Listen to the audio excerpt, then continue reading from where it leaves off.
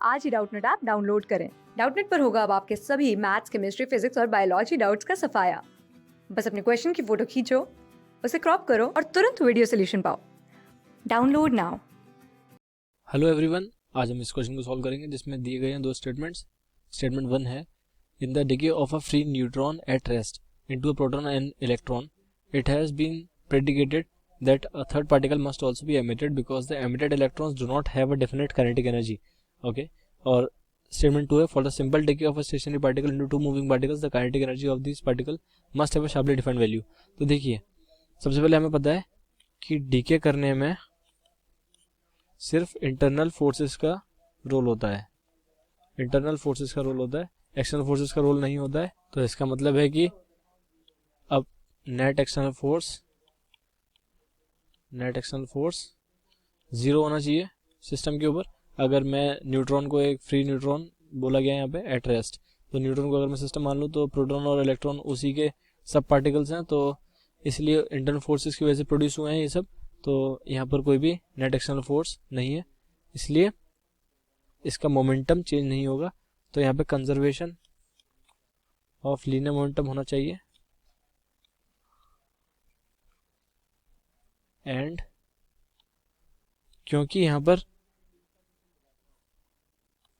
हमें neutron, proton और electron का मास पता है, तो और ये दो पार्टिकल में डिके हो रहा है सिर्फ, तो दोनों के मोमेंटम की डायरेक्शन ऑपोजिट होनी चाहिए और दोनों का मोमेंटम इक्वल होना चाहिए। तो इनका मासेस हमें पता है, तो इसलिए हम लोग वेलोसिटी ऑफ न्यूट्रॉन निकाल सकते हैं और वेलोसिटी ऑफ एमिटेड इलेक्ट्रॉन निकाल सकते हैं।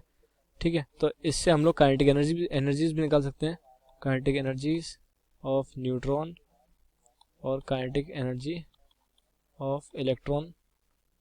ठीक है, तो ये काइनेटिक एनर्जीज ऐड अप होके ऐसे आनी चाहिए जिससे कि जो हमारी फ्री एनर्जी है, इसी के साथ हम लोग ये भी पता कर सकते हैं कि इनके रेस मासेस क्या थे।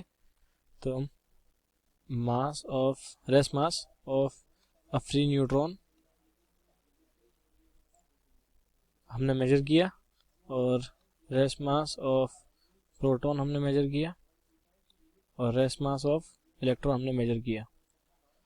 तो हमें पता चला कि mass of proton plus mass of electron mass of free neutron के बराबर नहीं आ रहा है। तो लेकिन हमें पता है कि कंजर्वेशन ऑफ मास तो सब जगह रहता है, तो मास कंजर्व रहना चाहिए, एनर्जी कंजर्व रहनी चाहिए, क्योंकि ये सब इंटरनल फोर्सेस की वजह से हो रहा है। तो इनके जो मास में डिफरेंस आया है डेल्टा एम, वो डेल्टा एम की वजह से जो एनर्जी प्रोड्यूस हो रही है, इक्विवेलेंट एनर्जी, वो energy should be shown as the kinetic energy of the third particle, क्योंकि इन दोनों की काइनेटिक एनर्जी ऐड अप होके ये काइनेटिक एनर्जी नहीं दे रही थी जो कि इनके मासेस के डिफरेंस की वजह से आ रही थी। तो इसलिए दिखाया गया था कि ये थर्ड पार्टिकल भी होना चाहिए जिसको इसमें ऐड कर दी जाए kinetic energy of neutron plus kinetic energy of electron, तो वो तीनों का सम होके रेस्ट मास से जो एनर्जी मिल रही है हमें उसके बराबर हो जाए वो। ठीक है, third particle must also be emitted because the emitted electrons do not have a definite kinetic energy. तो ये वाला ऑप्शन हमारा गलत हो जाता है, क्योंकि डेफिनेट काइनेटिक एनर्जी तो होती है उनके पास। ठीक है, और स्टेटमेंट 2 है, for the simple decay of a stationary particle into two moving particles the kinetic energy of the particle must have a sharply defined value.